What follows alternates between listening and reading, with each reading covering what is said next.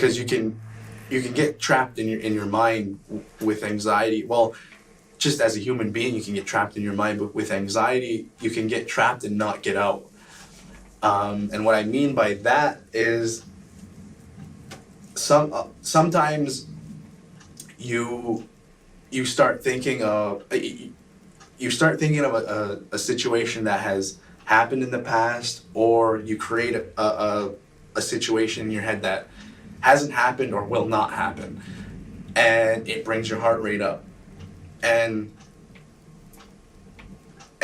you see one scenario and then it just keeps going. It's a snowball effect, and you start thinking of the worst possible outcome for that situation, and it's usually something that's like very close to you or very important to you.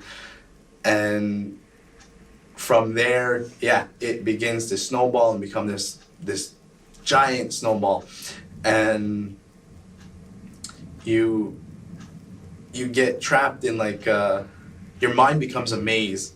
So wherever you go, there's like another situation that's worse than the next, and this entire time that this is happening in your head, you're really just sitting in class, trying to focus on what your prof is saying, or what a classmate is saying, and you don't hear a single thing, despite you can hear everything, but you're not listening. Everything you're trapped in that maze that's your mind, and I think that was one of the hardest things.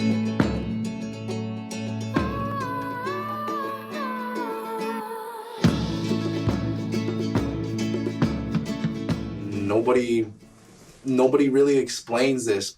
A lot of people think it's their fault, they think that they're inadequate and not normal. Some of them have anxiety right now, and either they don't know what it is, or they just don't think that it's a legitimate disability. Mm-hmm. A lot of people think, well, it's just me, I'm just dumb, or I'm not normal. So I had some really, really good friends and roommates that sat me down and said, look, this is something that needs to be addressed, because there is something going on, and maybe it would be good to it was like a suggestion, maybe it would be good to go see a doctor.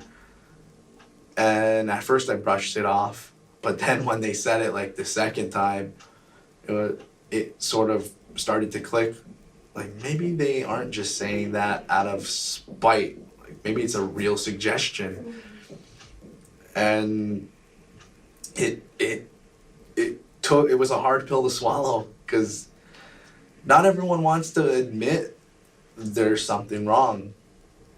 Actually nobody wants to admit that. It's not the nicest feeling. Like, hey, I don't feel right. Hey, there's something wrong with me.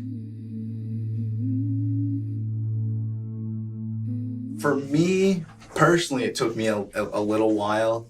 There was a lot of denial at first, throughout the process, because it becomes easier once you accept it.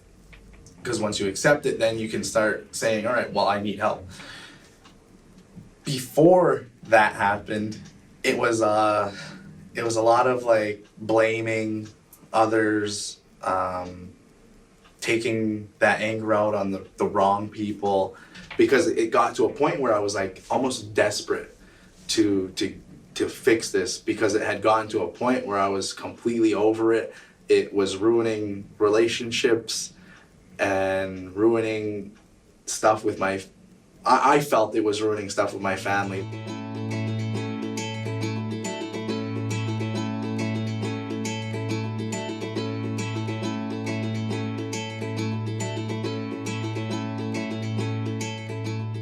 I guess the treatment would have started at school, because at school that they set me up with the psychosocial worker, and from there he contacted my doctor in the community, and they started working together with the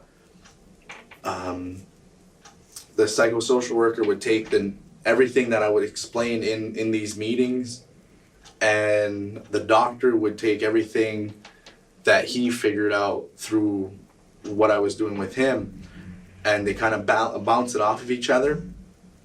And they asked me beforehand if that was going to be fine. I said, yeah, anything that'll help. From there, we set up meetings with the community service in town, right in Kahnawake, I mean. And from there, I would have weekly meetings.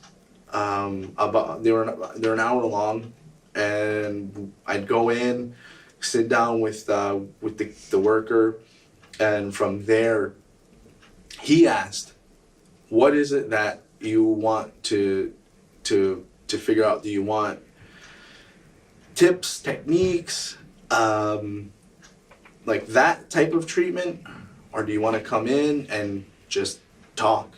He just left it open as, do you want to just come in and talk and get stuff off your mind, then leave. We could do that, or we can do like real techniques. I can show you websites, I can give you readings, so I said I wanted a little bit of everything. I want to come in, I want to be able to on some days just talk about whatever, and some days come in for tips, techniques, and readings and different things like that. He said, okay. And from there, he introduced me to a site called The Ringer, and that site really helped. It's got it's almost like a blogging site where people who have all sorts of disabilities go on there and they write their experiences and things like that, and you can read them and see what others go through and how they're dealing with it, and just hear their story, it's awesome. It's a great site to have, and it's a great site for anyone to know. I wanted any sort of tool that he can give me. So meditation was one of them, and it was something that would calm me down to the point of like almost putting me to sleep. We practiced it a couple of times, and it was an incredible experience. It certainly calmed my mind, and it made me feel like incredible. Like nothing bothered me anymore. And after that, I had gotten moved to the wellness center, and that was something. It's more of a traditional type of treatment than at the community service center. So rather than doing like readings and just explaining what anxiety is, we did like soul searching. We did a couple of different a couple of different like meditation types of techniques, and then he reminded me about always trying to remain present, always trying to find something, even if it's just like an object that'll make you feel like you're in the moment, that you're here and you're safe and you're not in your head, you're not, or wherever your mind is at, like that's not where you are, you're here. So those were some of the techniques, and then we had a lot of really good talking. So when I got there, I still had problems figuring out the the feelings and the emotions and everything, like all the triggers. And when I started going to the wellness center, those talks and stuff like that, I felt like it really opened me up to the feelings of anxiety and really understanding it. And I think that started to become like the turning point once I got to the wellness center and doing a lot of more spiritual and emotional types of practices and techniques like the soul searching. So I think the soul searching might have been where I really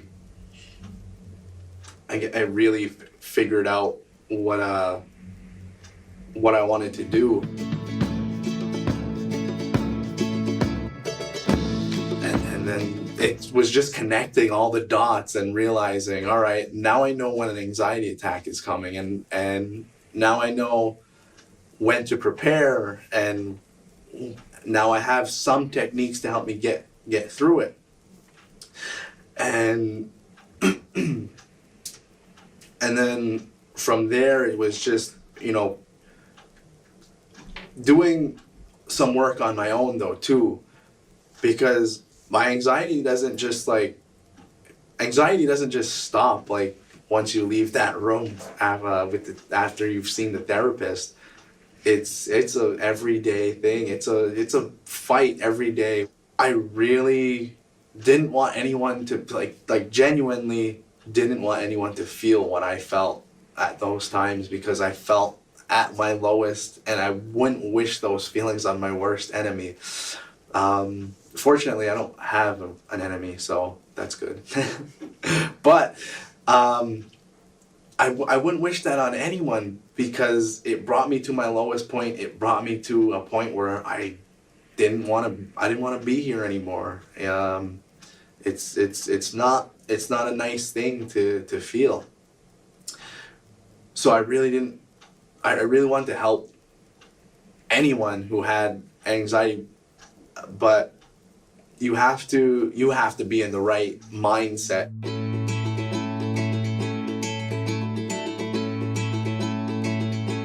That's where I picked up writing about my experiences, and then that same writing that I gave my therapist, I posted on Facebook, and it took a little bit for me to post it because I was nervous, but I really had to think about it as I really want to help people, and if anyone can learn something from that, it's perfect.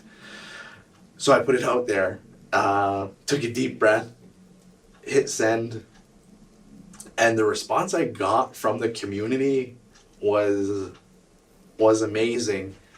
It really, it changed my life, because I started to realize I'm not the only one in the community that has anxiety and depression and any sort of mental disability. And it also showed me that we have so much support in the community from so many community members who are just looking out for their own people. It was amazing. It got me emotional.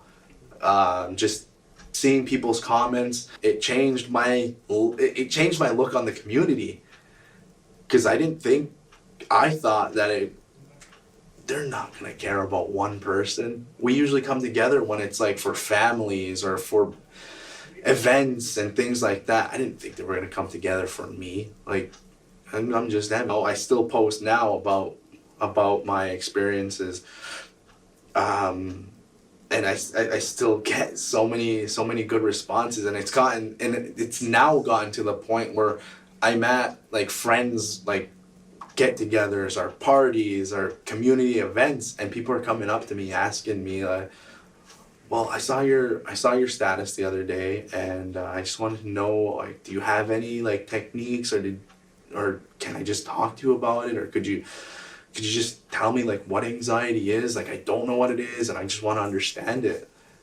And I'm like, sure, like, all right, I'll talk to you about it. I have no problem sharing this. And I think as the days go on, and as I put out more of my experiences, it gets easier, and I get more confident, and I really just genuinely want to help whoever has anxiety, whoever has any sort of mental disability, because I know firsthand what it can do to you, and how it can completely break you down and bring you to your absolute worst. It's a hard thing to get through, and even if you have one person that is going to stick with you, that helps. Well, what we have to understand is what's normal. Like, there's no normal. You know, every human being's different. And that was another thing that I had to really focus on, was like, there isn't a normal.